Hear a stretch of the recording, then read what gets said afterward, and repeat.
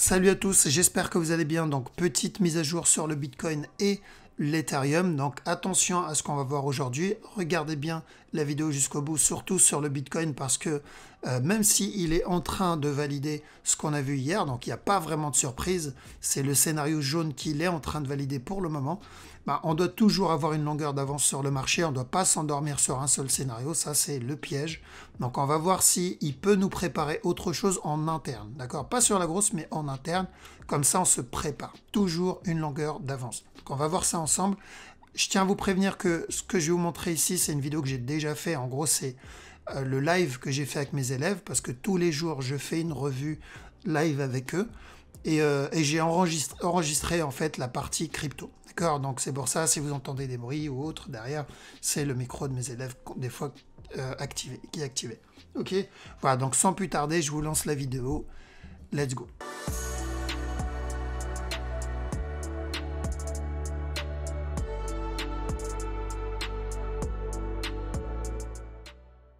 Ok, donc Bitcoin. Alors le Bitcoin, il a validé notre deuxième scénario. Donc pour rappel, hop, je vais mettre ça ici en jaune. Donc on a dit en jaune dans cette zone. J'aurais préféré qu'il monte un peu. Il s'est retourné avant. Mais s'il chute et il corrige, c'est le scénario jaune qui valide. Et là, clairement, ça s'annonce plutôt pour ce scénario-là. Dans ce cas-là, à partir de maintenant, vu qu'il a invalidé le flag ici, pour la continuation, il a invalidé le scénario de la continuation. Donc vu qu'il a invalidé ce scénario, je crois que c'était le rouge, je ne me rappelle plus, drop, cassure du bas en plus. Donc là, si on le voit corriger, il y a deux scénarios à partir de maintenant. D'accord? Il ne faut jamais rester avec un seul. Donc le premier scénario, c'est celui qu'on a vu hier, corrige et il chute, casser ce bas-là. Ok, donc on va le mettre en jaune ici, ici, donc on lui laisse la même couleur qu'hier, correction. Si on le voit corriger, dans ce cas-là, c'est un drop, cassure du bas. Deuxième scénario, on va le mettre en rouge, il corrige, mais un peu plus profond, donc vraiment une plus grosse correction que le scénario jaune.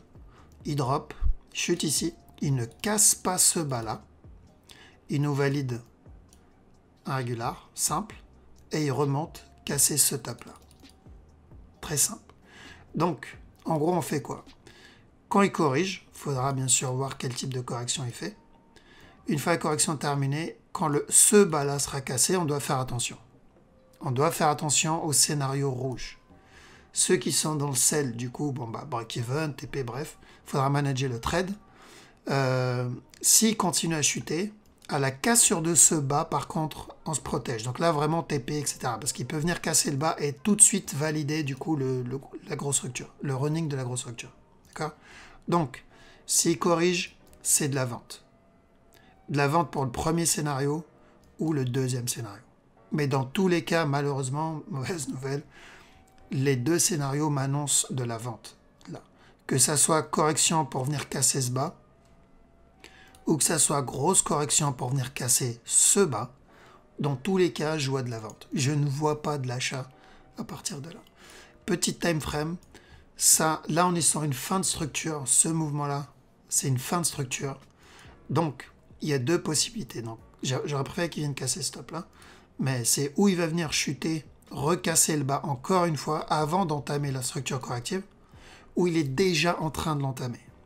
C'est-à-dire là, ce mouvement-là, de toute façon, il est vers la fin, donc je pense que bientôt, on va avoir une chute.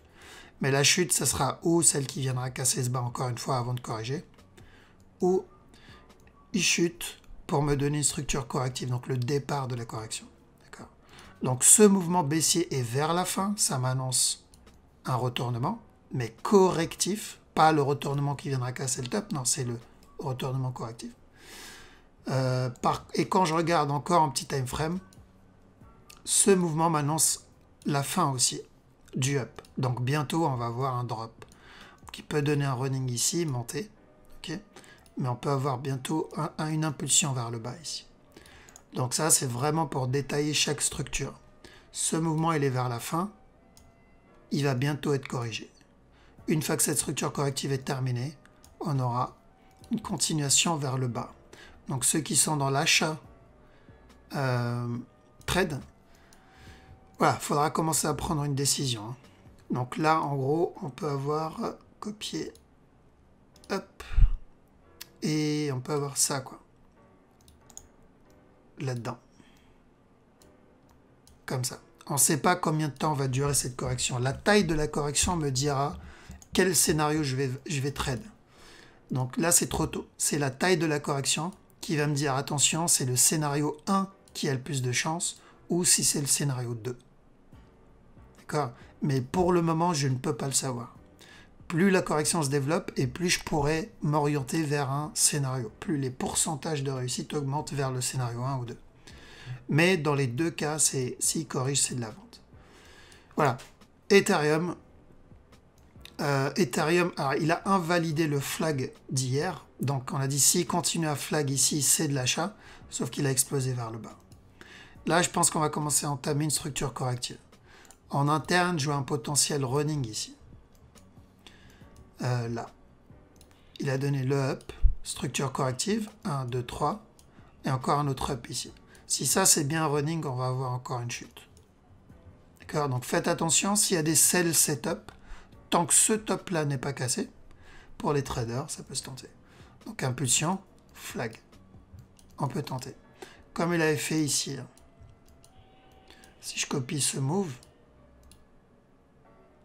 là, et je l'agrandis, donc le running, il est à peu près là-dedans.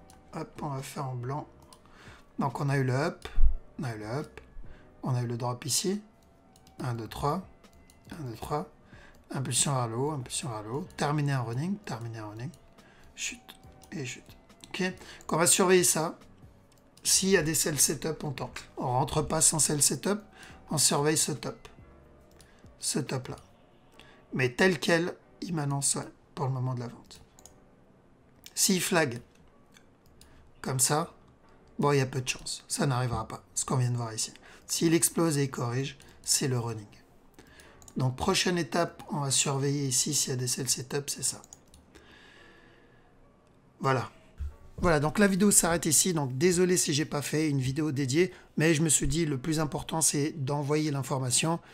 Du coup, j'ai juste enregistré la petite session avec mes élèves, en tout cas la fin de la session avec mes élèves. Donc, comme ça, vous avez le plus important. En tout cas, merci à tout le monde, merci énormément pour votre soutien, les likes, les commentaires et ceux qui prennent le temps de partager pour m'aider à faire connaître un peu plus la chaîne. Merci énormément pour votre temps précieux. Je prends pas ça comme acquis, ça me fait vraiment plaisir. Et je vous tiendrai au courant s'il y a du changement. Je vous dis à la prochaine. Ciao.